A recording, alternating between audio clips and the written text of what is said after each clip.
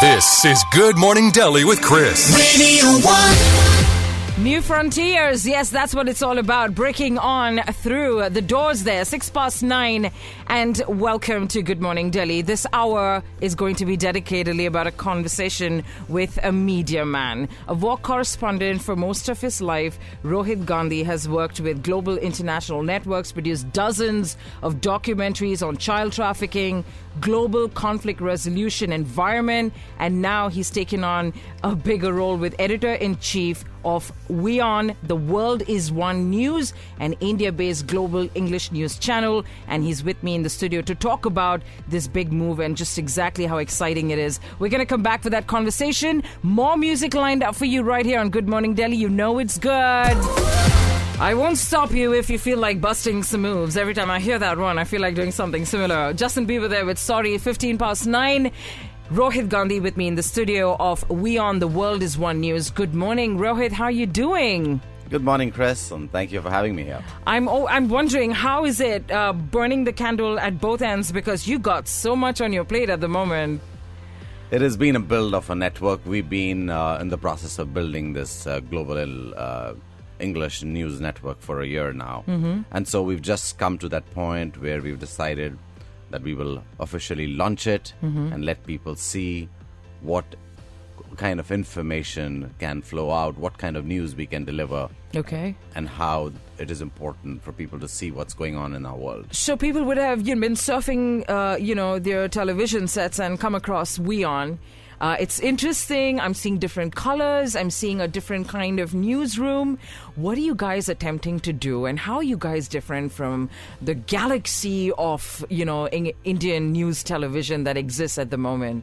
When television news started in the 90s and current affairs started in the 90s, we saw the textured television being done. People went out, shot great stories, explained the world we lived in. Even if it was just India alone, it wasn't the world itself then.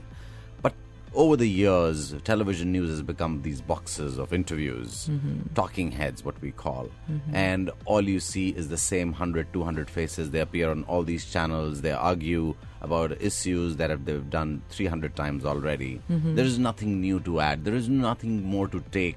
Or if you watch television again, you say, oh my God, I know about this. Yeah, the same shouting from the pulpit and doomsday predictions. And why I need to understand about what this politician ate today, or what this politician is going to do tomorrow, or which party they're going to align with. That's not my world. My world is much larger. There are people who live in it. There are, civilizations that live in it. Where oil prices impact me. The employment's going to impact me. Our environment impacts us. Those are things that are important for us. For me, when I watch Indian news television at the moment, the way it exists, yes, some do try, but what I don't get is I don't get the big picture. I don't get where those pieces fit in. And why are you telling me this? Why this relentless news, pace that you're giving me, which literally it leaves me tizzy, and I don't get quite the context of that. Is that what you're saying WION is going to attempt to do? Well, WION is already doing it. We have people in places where you wouldn't think there would be. Also, last week we did 24 hours of reality just to understand what's happening to our global environment. You saw the big blast out of Turkey day before yesterday. 38 people were killed. We had a WION correspondent in the Turkey and in the PKK areas. He interviewed one of the senior leaders of the PKK to understand what's happening with the Kurds. Now, the Kurds have been fighting for decades now. And so we're going to be doing the 9 p.m. tonight on what's happening in Kurdistan, and an interview with that gentleman. All right. If it's happening somewhere in the world, it's not somewhere in the world. It's going to get to you eventually. That's what's happening when Rohit Gandhi talks about WION, The World is One News. We're going to come back, talk some more right here on Good Morning Delhi. On the other side, Survivor's up with Eye of the Tiger. That's Survivor there with Eye of the Tiger. Who doesn't like that one? Well, I'm not seeing any hands up over there. It's 9:27. Good morning. How are you? And you like your radio, but a question that we need to ask ourselves is, do we like our Indian news television? Let's face it, there's some changes required. And WION, The World is One News. Have you checked them out yet? I've got editor-in-chief of the channel, Rohit Gandhi, with me in the studio this morning. Let's talk about, we talked about how you guys are different from what's existing at the moment, but there are some very tangible things that y'all have put into place. Let's talk about those things. What have y'all affected, the change? So what we certainly saw, there was a missing piece. Indian and South Asian television reporters weren't everywhere in the world. And we said, let's get these people out. Let's make sure we have international bureaus, we have domestic bureaus in the region, Pakistan, Dhaka, Nepal, China, Russia, Middle East, London, New York. And these are places that a lot of us Indians are connected today, and the South Asians are connected today. So let's make sure these people exist so that our reporters can report back and tell you the stories that are important to South Asia. I think that's great. You know why? Here's what I'm saying. I either have a BBC or CNN, or then I have Indian television, news television, right? I don't have where the twain shall meet. And is that what you're trying to say that you're doing with WION? Both, but also let's look at the way Indian television's structured around. It's not dismissing, like we're talking about all the great voices that we may hear, but there are a lot of repetitive voices, or there are voices which are paid voices that are coming in. For example, a lot of the television channels have these Pakistani guests who come and get screamed at and come week after week. Yeah, I know. I've wondered about that. Because they're paid guests. And cannot have these human paid punching bags. And these punching bags are entertainment. And this is not news. Let's not trivialize news. It's important to understand a real perspective, which means the guests must be people who really deserve to be guests. Right. They must be specialists. They should. It's not as if you belong to just one country and that's how you're a guest. But what is your specialty? What have you done all your life? Yeah. Why are you a guest every single day? Or how much do you know what we're talking about this evening, right? Also, you talked about citizen journalism. This is where you'll be getting a lot of your authentic on-ground information, right? What is that going to be like? And you have an app and all of that. We have an application called My Story. If you go on to iOS or Android, you'd be able to download this app. Now, if you're a viewer out there, you're a person out there who's experiencing something, you see something, or whether it's corruption, whether it's something going on with a cyclone like yesterday, we were getting tremendous amount of video of the cyclone from Chennai. Yeah. And we were authenticating that information. We have digital forensics. We are quickly able to analyze if the metadata of that information is being messed around with. But if it's not, we'll use that content and we'll deliver news back to you so that we understand. You see somebody taking a bribe, record it, send it to us, and we will make sure that information is used, authenticated, and then used, obviously. We want to collaborate all of this information. Now, we are empowering. It's democratization of news is essential. But at the same time, checking this information is very important because people can begin spreading rumor. And that's not what we want to do. No. We're a news network. We're responsible for what we do. Right. All right. We're going to come back. Talk some more with Rohit Gandhi. He's editor-in-chief of WION. The World is One News. Check it out on your cable TV. We're going to come back for more music right here. Pinks Up with Get the Party Started. Hey, we already did.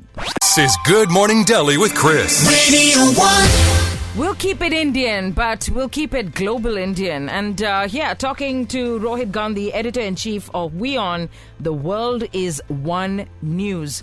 So, Rohit, if you had to tell somebody in a sentence what this channel is about, like if I needed my sport, my business, or economics, or politics, can I get that healthy mix right there? Absolutely, and you can get an unbiased mix on our end. What we've done is we've gotten you a channel which will give you that mix through your morning. You start with understanding your world. You start with getting your exercise regime in place with our breakfast show. You get on to getting the business details that you may require through the day. We then empower you with the news information that you need through the day. And as the evening pans out, we again bring you back to getting business, understanding your sport, what happened through the day, and then the most important news that unfolded around the world so that you understand how your world changed today. And then turning down in the night with a little more art and a little more culture so that you can get a complete sense of the day. So we don't want you to change channels. This is, if you want biased news, go anywhere else. But if you want that unbiased look at the world, come to this one place where we will serve you that mix. So I'm in prejudices, and I think the Indian news consumer, television consumer, has caught on.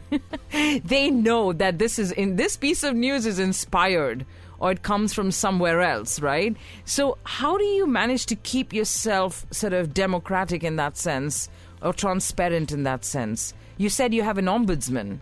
Absolutely. So there are two parts of this. First of all, the journalists that we hire. We want to make sure we hire the journalists who are not already sold. One of the big things for India, and we did a lot of research around this, a lot of people said journalists are sold. Our journalists are not sold. You can pick up each of our journalists.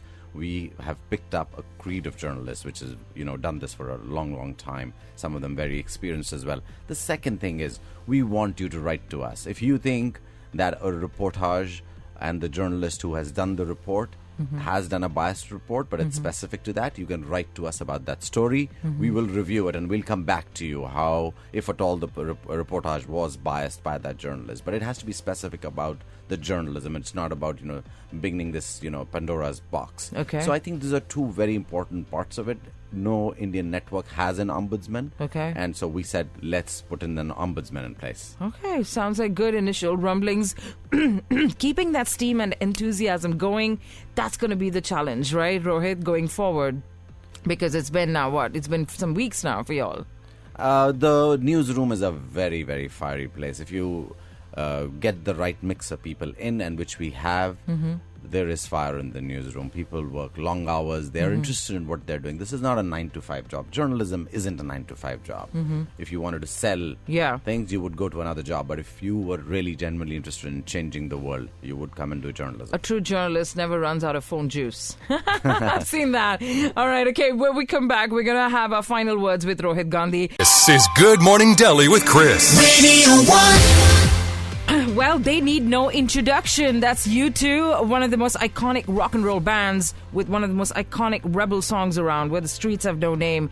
Shot it on the terrace of an apartment building, got no permits or any sort of license to do that. The cops were on them before they could complete that sentence, Where the Streets Have No Name, but they shot the video nonetheless.